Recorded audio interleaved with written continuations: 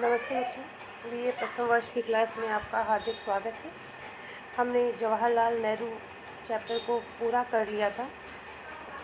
लगभग उनकी सारी विचारधाराओं पे हमने प्रकाश डाल दिया था। उनकी क्या सोच थी, उन्होंने भारत के नव निर्माण में क्या योगदान दिया, लोकतांत्रिक समाजवाद सभी। कुल मिला के अगर एग्ज़ाम में अभी आपके क्वेश्चन पूछा जाता है कि जवाहरलाल नेहरू का आप मूल्यांकन कीजिए और भारत को उनका क्या योगदान रहा, तो उस प्रश्न के लिहाज से मैं ये वीडियो आपके लिए तैयार किया है। देखिए बच्चों, नेहरू एक महान राजनीतिक नेता और भारतीय जनता के हृदय सम्राट थे। स्वतंत्रता संग्राम में नेहरू की महत्वपूर्ण भूमिका थी और इसके बाद उन्होंने 18 वर्ष तक देश का नेतृत्व किया।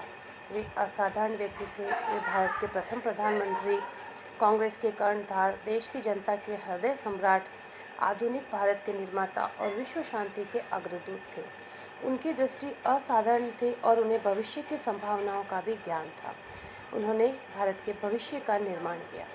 अब हम अगर बिंदुवार देखें कि भारतीय राजनीतिक चिंतन को, भारत के राजनीति को, भारतीय लोकतंत्र को उन्होंने क्या योगदान दिया, तो सबसे पहला है बच्चों भारतीय इतिहास की वैज्ञानिक व्याख्या। जैसा कि आपको पता होगा, नेहरू की 3 रचनाएं बहुत अधिक प्रसिद्ध है: भारत की खोज, विश्व इतिहास की झलक और आत्मकथा।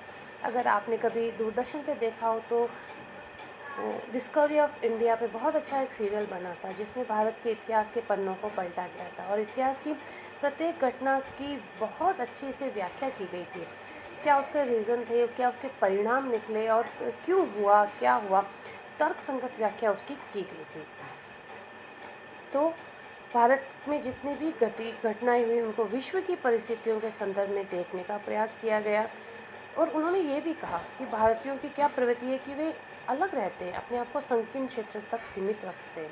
तो उन्होंने इस प्रवृत्ति की भी आलोचना की और उन्होंने कहा कि आप मिक्स होइए, सबको समग्र अपने साथ लेके चलिए।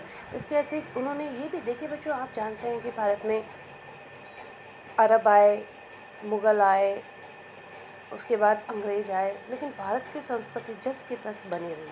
तो नेहरू जी ने सदैव उसे जानने का प्रयास किया कि क्या कारण है, भारत की वो कौन सी जीवन शक्ति है जिसके कारण भारत आक्रमणों, विघटनकारी प्रभावों और पतन के बावजूद भी अपनी क्षमता को बनाए रख पाया है। उन्होंने आधुनिक इतिहास की मुख्य प्रवृत्तियों को सही रूप में पहचाना। उन्होंने अपनी जो पुस्तक थी विश्व इतिहास की झलक, उन्होंने सभ्यता तथा कला के क्षेत्र में एशिया के भारी योगदान का उसमें उल्लेख किया। तो भारतीय इतिहास की वैज्ञानिक व्याख्या आपके द्वारा की गई। अगला बिंदु हम देखते हैं लोकतंत्र में अटूट आस्था। हम जानते हैं कि भारत में संसदीय परंपरा को प्रारंभ करने वाले नेहरू जी भारत के प्रथम प्रधानमंत्री थे। वे उनकी लोकतंत्र में गहरी आस्था थी और उन्होंने सदैव प्रयास किया कि कोई ऐसी स्थिति नहीं आए जहां लोकतंत्र का उन्हें उल्लंघन करना पड़े। उनके व्यवहार में सदैव शालीनता और गरिमा थी।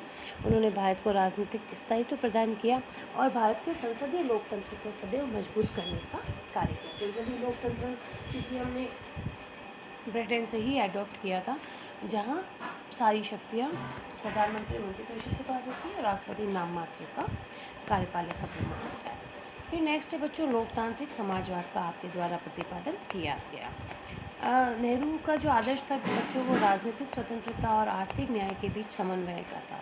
इस दृष्टि से उन्होंने पूंजीवाद और साम्यवाद दोनों से ही दूर रहते हुए भारत के लिए लोकतांत्रिक समाजवाद के आदर्श का प्रतिपादन किया। यद्यपि लोकतांत्रिक समाजवाद का आदर्श कोई नया नहीं है, लेकिन लोकप्रिय नेहरू जी ने ही उसको बनाया। उन्होंने कहा कि समाजवादी ढंग के समाज के आधार पर जनता के आर्थिक तथा सामाजिक कल्याण के लिए प्रयत्न किया जाना चाहिए। आपने पंचवर्षीय योजना, नियोजित अर्थव्यवस्था, सहकारी खेती, इनके बारे में सुना होगा। तो यह नेहरू जी के ही प्रगतिशील कदम थे जिन्होंने भारत के आर्थिक विकास का मार्ग प्रशस्त किया। नेक्स्ट बच्चों नेहरू का मानवतावाद। अब मानवतावाद तो आपने सुना होगा। मानवतावाद मानव के हित की बात करता है। मानव के जीवन को सुंदर बनाए वह मानवतावाद है। तो नेहरू को मानव स्वभाव की रचनात्मक संभावनाओं में विश्वास था और वे वैज्ञानिक मानवतावाद के आदर्श को स्वीकार करते थे। वे कहते थे कि टैगोर का मानवतावाद भी इस विश्वास पे आधारित है कि परमात्मा संपूर्ण विश्व में व्याप्त है। नेहरू का मानवतावाद मानव के कष्टों और दुखों को देखकर गहरी पीड़ा और संवेदना में रहता था और यही उनके मानवतावाद का आधार था। नेक्स्ट है नेहरू का अंतर्राष्ट्रीयवाद। जैसा कि हमने अंतर्राष्ट्रीयवादी विचारों नेहरू के अंतर्राष्ट्रीयवाद को देखा था, तो नेहरू ने सदैव शीत युद्ध और युद्ध की अवसंभावनाओं से बचने का प्रयास किया और शांतिपूर्ण सह अस्तित्व के आदर्श का प्रतिपादन किया। अंतर्राष्ट्रीय और सदैव ये प्रयास किया कि जैसे भारत इन आदर्शों का पालन कर रहा है, विश्व के अन्य राज्य भी इस आदर्शों को पालन करें, आदर्शों को फॉलो करें। उन्होंने यूएनओ को सशक्त बनाने का प्रयास किया, निशस्त्रीकरण का समर्थन किया और शीत युद्ध में गुटनिरपेक्षता को अपनाकर दोनों जो गुट थे उनको एक मंच प्रदान किया। गुटनिरपेक्षता के माध्यम से एक सेतु बनाने का काम किया जहां वे अपने विवादों को सुलझा सकें। इसके अतिरिक्त पंचशील की नीति में उन्होंने जो सिद्धांत दिए वो हमेशा शांतिपूर्ण सहअस्तित्व की बात करते हैं। उन्होंने युद्धों से दूर रहते हुए वसुधैव कुटुंबकम का प्रतिपादन किया। नेक्स्ट है राजनीतिक, सामाजिक और आर्थिक समस्याओं के संबंध में आपने वैज्ञानिक दृष्टिकोण का प्रतिपादन किया। उन्होंने बुद्धिवादी दृष्टिकोण को अपनाया और उन्होंने ये कभी नहीं चाहा कि कोई समस्या है तो उसको एक धार्मिक रहस्यवाद में देखा जाए। उन्होंने कहा कि जो है वो यथार्थ दृष्टि से हमें देखना चाहिए, वैज्ञानिक दृष्टिकोण से देखना चाहिए। वे संप्रदायवाद के कट्टर शत्रु थे। स्त्रियों की सामाजिक स्थिति को सुधारने में उन्होंने बहुत अधिक बल दिया और धर्मनिरपेक्ष दृष्टिकोण आपके द्वारा अपनाया गया। उन्होंने विज्ञान तथा प्रौद्योगिकी का मानवतावादी आदर्शों के साथ समन्वय करने पर बल दिया। वैज्ञानिक तथा आधुनिक दृष्टिकोण नेहरू का भारतीय आर्थिक तथा राजनीतिक चिंतन को महत्वपूर्ण योगदान है। उन्होंने भारत को आधुनिक राष्ट्र बनाया और वैज्ञानिक तथा तकनीकी शिक्षा के क्षेत्र में भारी प्रगति की और वे सही अर्थों में आधुनिक भारत के निर्माता थे। आज के लिए बच्चों इतना ही। धन्यवाद।